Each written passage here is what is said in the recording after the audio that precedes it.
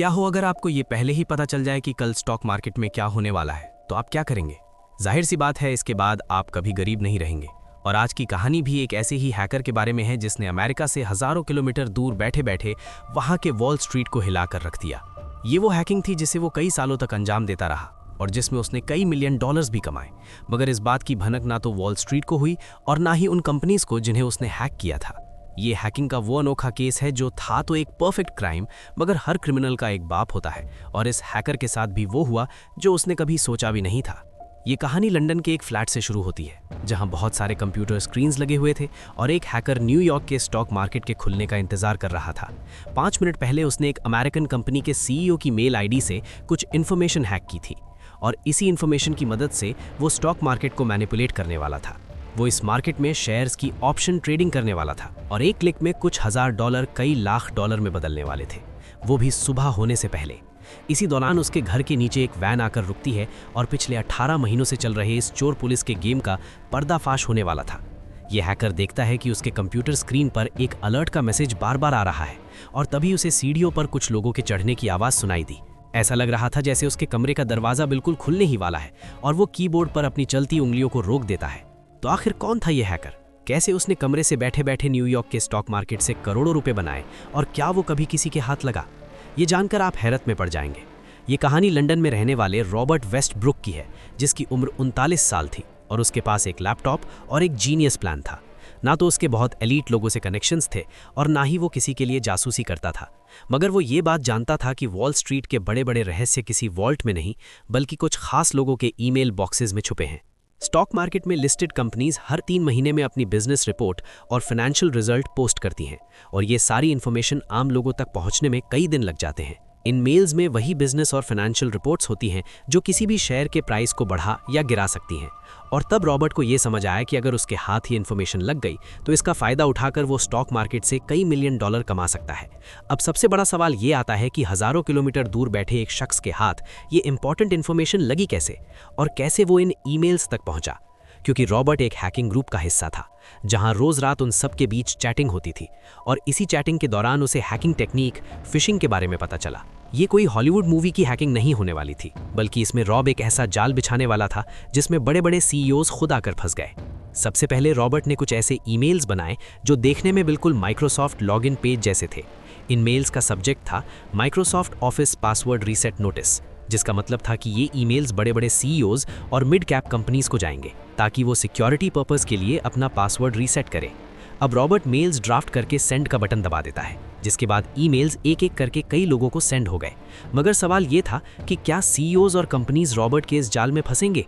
Mails भेजने के कुछ ही मिनट बाद रॉबर्ट के लैपटॉप पर एक घंटी बजी, क्योंकि एक सीईओ ने इस पासवर्ड रीसेट मेल पर क्लिक कर दिया था और एक झटके में उसके पूरे मेल बॉक्स का एक्सेस रॉबर्ट के हाथों में आ गया। ये देख रॉबर्ट को अपनी आंखों पर यकीन नहीं हुआ और उसके बदन से पसीने छूट रहे थे और तभी वो मेल बॉक्स का पहला ईमेल खोलता है। ये वो लम्हा था जो या तो उसकी ज़िंदगी बदलने वाला था या हमेशा के लिए उसे जेल पहुंचाने वाला था। और धीरे धीरे उसके स्क्रीन पर एक के बाद एक घंटी बजने लगी, क्योंकि अलग अलग सीईओज इस ट्रैप मेल पर क्लिक कर रहे थे। इन मेल बॉक्सेस में बिजनेस और फाइनेंशियल रिपोर्ट्स थीं और साथ ही साथ इन्हें प्रेस में रिलीज करने की डेट्स भी थीं, जो किसी जैकपॉट से कम नहीं था। ये वो बिजनेस रिपोर्ट्स थीं जिनके बारे में प्रेस से लेकर आम लोग कोई नहीं जानता था और ये इन्फॉर्मेशन इसीलिए इतनी खुफिया रखी जाती ताकि कोई इनसाइडर ट्रेडिंग न कर सके। जिस कंपनी की बिजनेस रिपोर्ट रॉबर्ट के सामने खुली, उसके रिजल्ट मार्केट के इन्वेस्टर्स की उम्मीद से काफ़ी ज़्यादा अच्छे थे और ये खबर कल जब मार्केट तक पहुंचेगी, इसके शेयर प्राइस आसमान छू रहे होंगे। ये देख रॉबर्ट की आंखों में एक चमक आ गई और वो इस अमेरिकन कंपनी में बिना कदम रखे एक इनसाइडर ट्रेडर बन चुका था। अब रॉबर्ट के सामने जो सबसे बड़ा काम था वो ये था कि वो इस इन्फॉर्मेशन का फ़ायदा उठाए और वो भी बिना पुलिस के हाथ लगे। वो फौरन अपने कीबोर्ड पर उंगलियां चलाना शुरू करता है और उसने अपने ईमेल पर एक ऑटो फॉरवर्डिंग ऑप्शन लगा दिया ताकि जब भी उसके इनबॉक्स में कोई मेल आए वो मेल सीधे उसके सीक्रेट मेल आईडी पर कॉपी हो जाए। इस तरह से जो भी नई इन्फॉर्मेशन आती वो सीधे उसके सीक्रेट मेल पर पहुंच जाती और ये एक सीक्रेट बैकडोर की तरह था जिससे किसी को कुछ पता नहीं चलता। लॉग आउट करने से पहले रॉबर्ट सभी ईमेल्स को अनरीड शो करता और अपनी अनयूजुअल एक्टिविटी और हिस्ट्री को डिलीट कर देता ताकि किसी को कोई शक ना हो। उसका एक ही मकसद था कि वो किसी की भी नज़र में ना आए और अब वो इस सीक्रेट इन्फॉर्मेशन की मदद से ट्रेडिंग की शुरुआत करता है।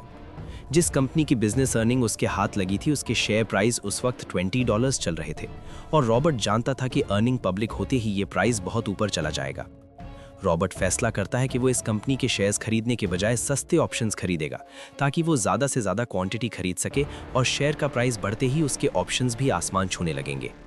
वो अब हज़ारों की क्वांटिटी में ऑप्शंस खरीदना शुरू करता है जिनकी एक्सपायरी कंपनी रिजल्ट के बाद होने वाली थी और ये एक बहुत रिस्की दाव था।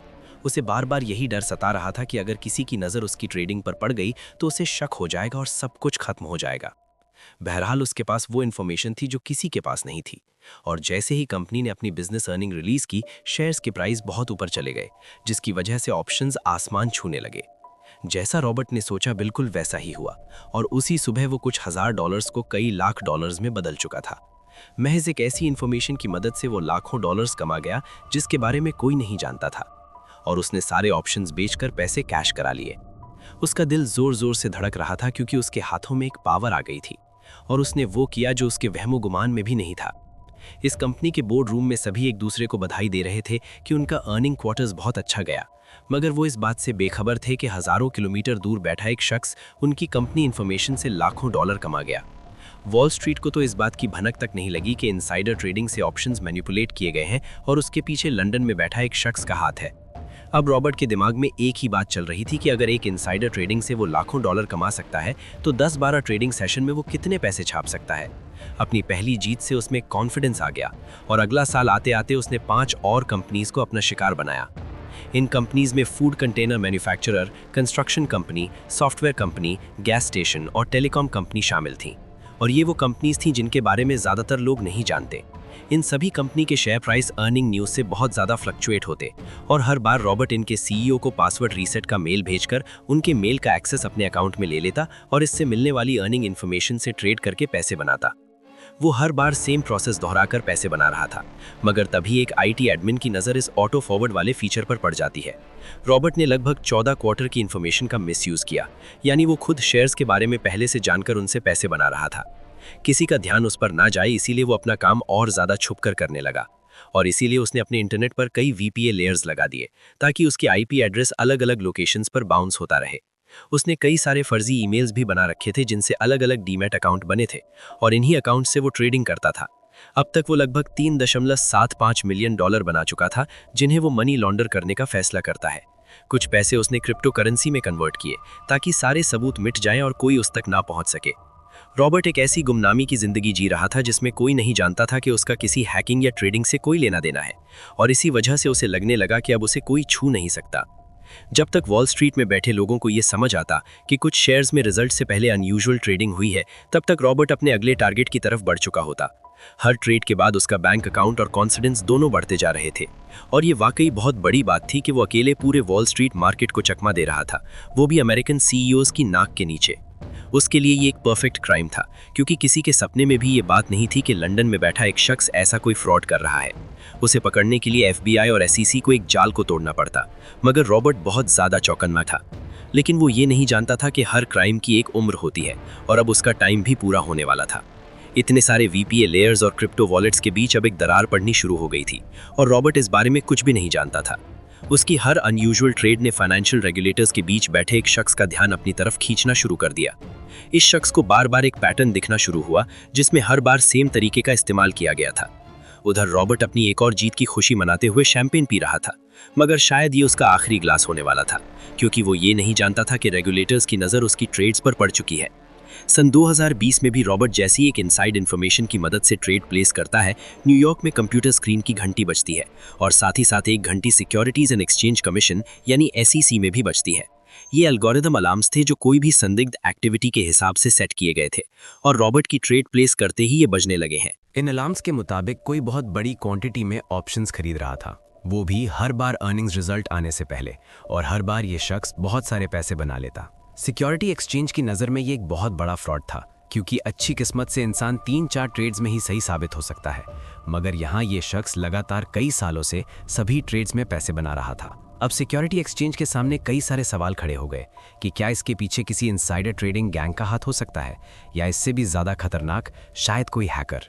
अब मार्केट रेगुलेटर्स खामोशी से इस फ्रॉड से जुड़े एक एक सुराग को जोड़ना शुरू करते हैं, जिसमें उन्हें ये पता चला कि हर ट्रेड अलग अलग कंपनीज और इंडस्ट्रीज पर ली गई, मगर इनकी टाइमिंग्स एक थी और हर बार इनमें बड़ा पैसा कमाया गया। उन्हें अब तक ये समझ आने लगा कि ये किसी अकेले शख्स का ही काम है, क्योंकि इनसाइडर ट्रेडिंग में ज़्यादातर कॉर्पोरेट एम्प्लॉयज़ ही शामिल होते हैं जो अपने दोस्तों या फैमिली मेंबर्स को टिप देते हैं। मगर यहाँ ऐसा कोई भी सस्पेक्ट सामने नहीं आया। ना तो इन ट्रेड से किसी कॉर्पोरेट एम्प्लॉय का कोई कनेक्शन सामने आया और ना ही उन्हें इस बारे में किसी ने कोई खबर मिली। मार्केट रेगुलेटर्स का सामना इस बार एक ऐसे क्रिमिनल से था जिसका ना कोई नाम था और ना ही कोई चेहरा, और वो ये भी नहीं जानते थे कि इन ट्रेड्स के पीछे एक हैकर है जिसके जाल में बड़े बड़े सीईओज फंस चुके हैं। बहरहाल सिक्योरिटी एक्सचेंज अपनी साइबर यूनिट को एक्टिवेट करती है, क्योंकि एक साइबर क्रिमिनल को पकड़ने के लिए उन्हें इस रास्ते को अपनाने की ज़रूरत थी। इस साइबर यूनिट में डेटा एनालिस्ट्स और फॉरेंसिक टेक एक्सपर्ट की एक टीम बनाई गई और बहुत जल्दी उन्हें ये समझ आ गया कि फिशिंग के जरिए एक आईटी कंपनी के मेल्स का एक्सेस लिया गया है और उस पर ऑटो फॉरवर्डिंग लगा दी गई है। इस ऑटो फॉरवर्डिंग की वजह से कंपनी की ईमेल्स एक सीक्रेट मेल आईडी पर जा रही थी, और जब उन अलग अलग मेल आईडीज़ की छानबीन की गई जिनसे ट्रेड्स की गई थी, वो सभी फर्जी निकली। अब धीरे धीरे रेगुलेटर्स के सामने एक पिक्चर बननी शुरू हुई और ये पिक्चर अमेरिका के बाहर की तरफ इशारा कर रही थी।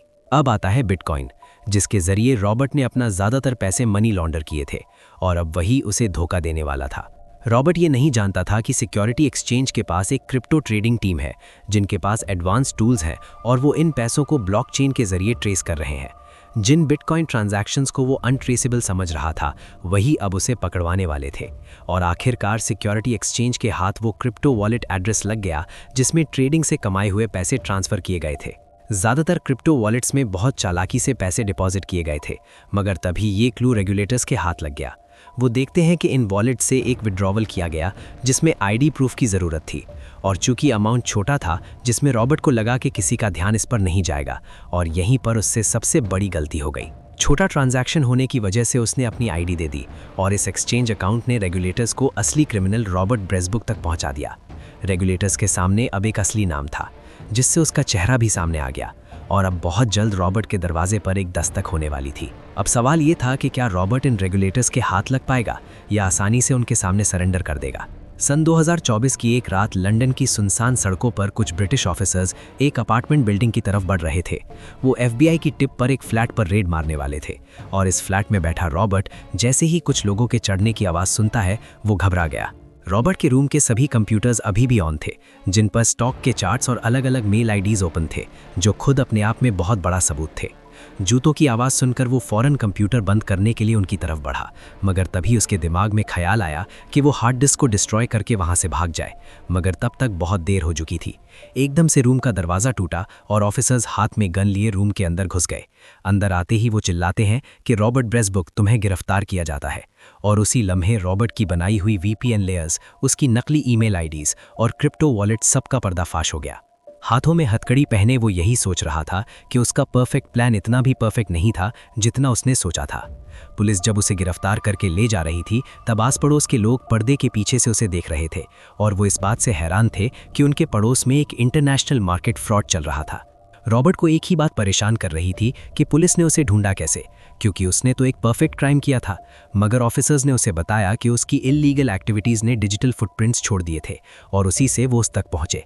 हालांकि इस फ्रॉड में फर्जी ईमेल्स, लेयर्ड VPS और बिटकॉइन का इस्तेमाल किया गया, मगर आईडी प्रूफ की एक गलती से पुलिस लंदन तक पहुंच गई। सिक्योरिटी एक्सचेंज और जस्टिस डिपार्टमेंट ने इस फ्रॉड को हैक टू ट्रेड का नाम दिया और प्रेस में बताया कि उन्होंने इस केस पर जीत हासिल कर ली है। ये खबर हर जगह बहुत तेज़ी से फैल गई कि UK के उस हैकर को अरेस्ट किया गया है जिसने अमेरिकन कंपनीज की इन्फॉर्मेशन से इनसाइडर ट्रेडिंग की और $3.75 मिलियन बनाए। हालांकि इसमें किसी कस्टमर का डेटा नहीं चुराया गया, मगर 5 कंपनीज को रॉबर्ट ने अपना शिकार बनाया। बहरहाल रॉबर्ट को न्यू जर्सी के कोर्ट में पेश किया गया, जहां उस पर सिक्योरिटी फ्रॉड, वायर फ्रॉड और कई कंप्यूटर फ्रॉड के चार्जेस लगे। हर चार्ज के लिए उसे सालों जेल में काटने थे, और उधर सिक्योरिटी एक्सचेंज ने भी उस पर केस फाइल कर दिया ताकि वो फ्रॉड से कमाया हुआ $1 उससे वापस ले सके। महज एक रात में ही रॉबर्ट एक मास्टरमाइंड प्लानर से एक कैरी बन चुका था जो अपने इंसाफ के लिए लड़ रहा था। अब वो सेल में बैठकर अमेरिका एक्सपेट होने का इंतज़ार करने लगा, और उसे बार बार यही पछतावा हो रहा था कि पैसे कमाने के बाद उसे रुक जाना चाहिए था। हालांकि वो बच भी निकला था, मगर अपनी एक गलती से वो पकड़ा गया और कमाए हुए करोड़ों रुपए भी उसके हाथों से चले गए। जो हैकर खुद को एक परफेक्ट प्लानर समझ रहा था, उसे सिक्योरिटी एक्सचेंज के रेगुलेटर्स ने धर दबोचा और इस केस के बाद जैसे फ्रॉड्स का एक नया सिलसिला शुरू हो गया। रॉबर्ट के इस फ्रॉड ने पूरे वॉल स्ट्रीट को हिलाकर रख दिया, क्योंकि अगर लंदन में बैठा एक हैकर अमेरिकन कंपनी की पर्सनल इन्फॉर्मेशन चुरा सकता है, तो एक ग्रुप या गिरोह क्या क्या कर सकता है। रॉबर्ट ने मानो इस तरह के फ्रॉड्स के लिए रास्ता खोल दिया और उसके पकड़े जाने के कुछ वक्त बाद एक रशियन हैकर विलात कुलचिन ने भी इस तरह के हैक एंड ट्रेड फ्रॉड को अंजाम दिया, जिसमें उसने अमेरिकन मार्केट से $900 मिलियन कमाए। ये इतना बड़ा ऑपरेशन था कि इसने पूरी दुनिया का ध्यान अपनी तरफ खींच लिया। और इसी बीच एक यूक्रेनियन हैकिंग ग्रुप ने भी एक न्यूज़ चैनल की बिजनेस अर्निंग इन्फॉर्मेशन चुरा ली। इस इन्फॉर्मेशन से ट्रेड करके उन लोगों ने भी लगभग 100 मिलियन कमाए और हर बार उसी सेम पैटर्न का इस्तेमाल किया गया जो रॉबर्ट करता था। रॉबर्ट आज भी जेल में अपनी सज़ा काट रहा है और अब उसे कई साल इस जेल में काटने होंगे। उसकी कहानी एक जीती जागती मिसाल है, जहां उसने इस फ्रॉड को तो बखूबी अंजाम दिया, मगर इसे छुपाने में वो गलती कर बैठा। उसने सिस्टम को तो धोखा दिया, मगर सिस्टम चलाने वालों को बेवकूफ़ समझ लिया और यही उसकी सबसे बड़ी गलती साबित हुई। अब सवाल ये आता है कि क्या सिर्फ रॉबर्ट ही गुनहगार है, क्योंकि उसने तो सिर्फ मेल बॉक्स हैक किए थे, मगर कुछ लोग तो पूरे के पूरे देश हैक कर लेते हैं और उन्हें कुछ भी कहने वाला कोई नहीं। आपको ये कहानी कैसी लगी कमेंट सेक्शन में लिखकर जरूर बताएं। ये तो सिर्फ शुरुआत है, असली कहानियां अभी बाकी हैं। ऐसे ही अनोखे किस्से चाहते हो तो द यूनिक को सब्सक्राइब करना मत भूलना। मिलते हैं नेक्स्ट वीडियो में।